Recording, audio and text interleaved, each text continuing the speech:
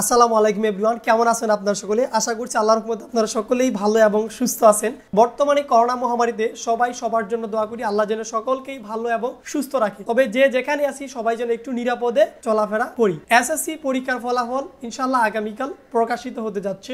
সে বিষয়ে বর্তমান সরকার এই মহামারীতে কেউ যেন ঘর থেকে বের না হয়ে রেজাল্ট জানার জন্য কোনো শিক্ষা প্রতিষ্ঠান, কোনো অনলাইনের দোকান বা কারো ধারস্থ যেতে না হয়, সেজন্য সরকার সুন্দর একটি উদ্যোগ নিয়েছে, সবার মোবাইলেই রেজাল্ট প্রেরণ করিয়ে দিবে।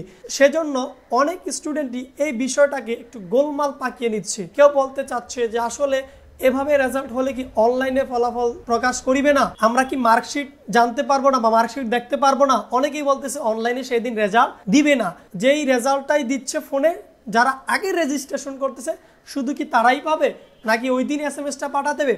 অনেকে ইতিমধ্যে এসএমএস পাঠিয়েছে, কোনো উত্তর আসতেছে না। বিভিন্ন সমস্যার সম্মুখীন হচ্ছে অনেক স্টুডেন্ট, যেটা আমাকে ইতিমধ্যে অনেকেই জানিয়েছে। আমার প্রতিষ্ঠানের আইডিতে অনেকে আমাকে মেসেজ দিয়েছে বা আমার আশেপাশে শুভাকাঙ্ক্ষীরা অনেকে আমাকে ফোন দিয়ে বলতেছে, ভাইয়া আসলে এবার রেজাল্ট জানার প্রক্রিয়াটা আসলে কি? আমি বলবো কোনো টেনশনের কোনো কারণ নেই। জাস্ট আমার এই কথাগুলো একটু শুনে তারপর আমার মূল ভিডিওটা একটু দেখার চেষ্টা করুন, তাহলে আপনি সম্পূর্ণ বিষয়টা পরিষ্কার হয়ে যাবেন। এবছরও রেজাল্ট অনলাইনে আসবে, কারণ এসএমএসটা করা হয়েছে এই জন্য, ওই যে আগে বলেছিলাম কোথাও যেন না যাওয়া লাগে, কোনো শিক্ষা প্রতিষ্ঠানে আনন্দ উল্লাসের জন্য যেন কোথাও না যেতে হয়, সেজন্য সরকার এই সিস্টেমটাকে চালু করা হয়েছে। রেজাল্টটা দেওয়া মাত্রই ফোনে গ্রেড বা কত পয়েন্ট পাইছেন সেটা চলে যাবে।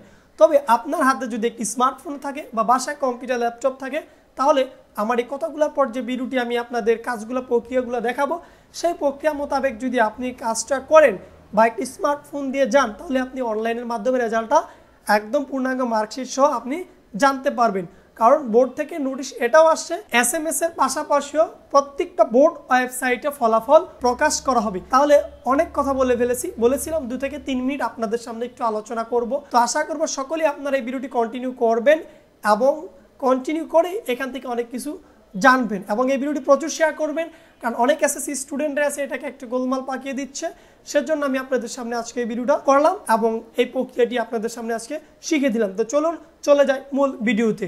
Hello everyone, welcome to my tutorial. যেহেতু আমাদের এসএসসি পরীক্ষার রেজাল্ট জানতে হবে, সেই ক্ষেত্রে আমাদের স্মার্টফোন বা কম্পিউটার বা ল্যাপটপের যে কোনো একটি ব্রাউজারে যাব। সো আমি আমার ফোনের এই ক্রোম ব্রাউজারটি আমি ওপেন করে নিচ্ছি। ক্রোম ব্রাউজারটি ওপেন করে নেওয়ার পর ফার্স্ট অফ অল উপরে একটি অ্যাড্রেস বার থাকবে, দেখুন যেখানে আমরা সাইট শান্ত টাইপ করি, এই অ্যাড্রেস বারটাতে আমি যাব। জাস্ট এখানে টাচ করার পর এখানে দেখুন আমার এখানে গুগল সাজেস্ট করতেছে। তারপর আমি এখানে গুগল লিখবো, বা আপনারা আপনাদের মতো করে এখানে google.com লিখবেন, বা এখানে টাচ করলেও হয়ে যেতে পারে।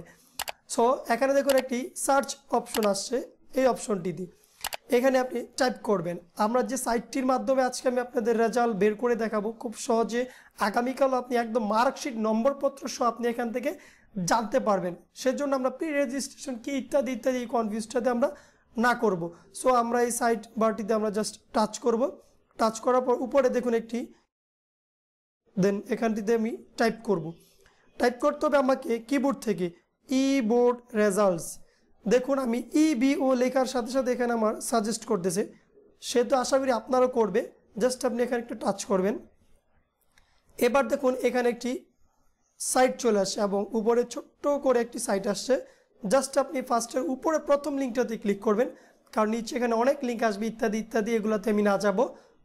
প্রথমটাতে আমি টাচ করলাম, একটু অপেক্ষা করতে হবে, দেন আপনার এরকম একটি ইন্টারফেস চলে আসবে। এবার দেখুন লিখা আছে এক্সামিনেশন ইয়ার বোর্ড রেজাল্ট। এভাবে যদি আপনার দেখতে অসুবিধা হয় তাহলে আপনি কি করবেন, উপরে দেখুন এখানে একটি 3 ডট অপশন আছে, এই 3 ডট অপশনটিতে ক্লিক করে আপনি ডেস্কটপ মোড করে নিতে পারেন।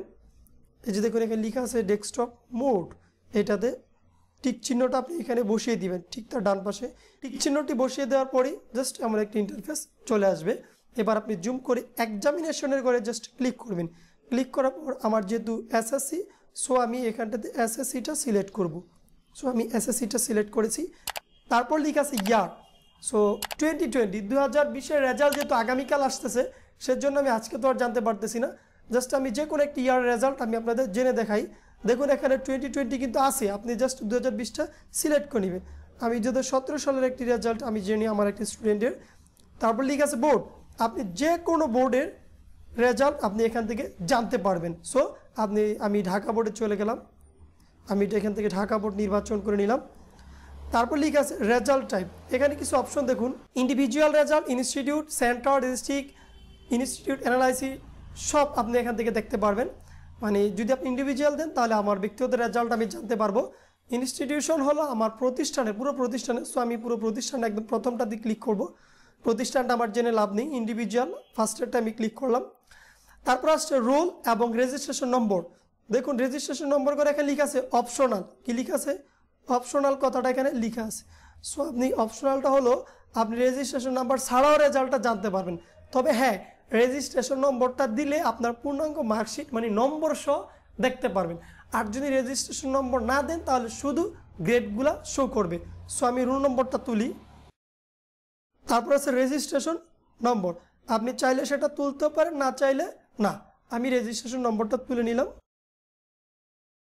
জাস্ট আমার রেজিস্ট্রেশন নম্বরটি তোলা শেষ। এবার দেখুন এখানে একটি সিকিউরিটি কে আছে। জাস্ট এই সিকিউরিটি কেটি আপনার ডান পাশে একটি ঘর আছে, এই খালি ঘরটিতে আপনাকে এখানে তুলতে হবে। যেভাবে লেখা আছে, যদি বড় হাতের হয় ছোট হাতের হয় সেম ওভাবে এখানে টাইপ করতে হবে। জাস্ট টাইপ করার পর এখানে লেখা আছে গেট রেজাল্ট। এখানে দেখুন আপনাদের এই অপশনটাতে লেখা আছে গেট রেজাল্ট। জাস্ট আপনি গেট রেজাল্টটাতে প্রেস করে নেবেন, একটু অপেক্ষা করবেন। দেখুন খুব সুন্দরভাবে আপনার ফুল রেজাল্টটাই চলে আসছে। থিওরি, প্র্যাকটিক্যাল এখান থেকে দেখতে থাকুন। এখান থেকে একদম মার্ক সব আপনার কোন প্রতিষ্ঠান থেকে পরীক্ষা আছে, কি জিপিএ। তাহলে অনেকেই অনেক দিক দিয়ে চিন্তা করতেছিলেন যে প্রি রেজিস্ট্রেশন কীভাবে আমরা রেজাল্ট জানবো, কীভাবে, নানান টেনশন। আশা করবো আমার এই ভিডিওটি দেখার পর আপনাদের এরকম আর কোনো টেনশন থাকবে না।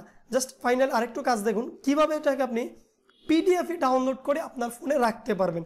ডাউনলোড করার জন্য প্রিন্টার অপশনে ক্লিক করতে হবে। তারপর আপনার সেভ এস পিডিএফ একটি অপশন চলে আসবে। তারপর দেখুন এখানে লেখা আছে লেটার। এই লেটার অপশনটিতে আপনাকে ক্যান্সেল করে এই লেটারে টাচ করে আপনাকে এখান থেকে লেটার করে ক্লিক করে A4টা নির্বাচন করতে হবে। জাস্ট আমি A4টা দিয়ে দিলাম। তারপর এখানে দেখুন লেখা আছে সেভ মানে ডাউনলোড। জাস্ট আমি এখান থেকে পিডিএফটা ডাউনলোড করে দিলাম।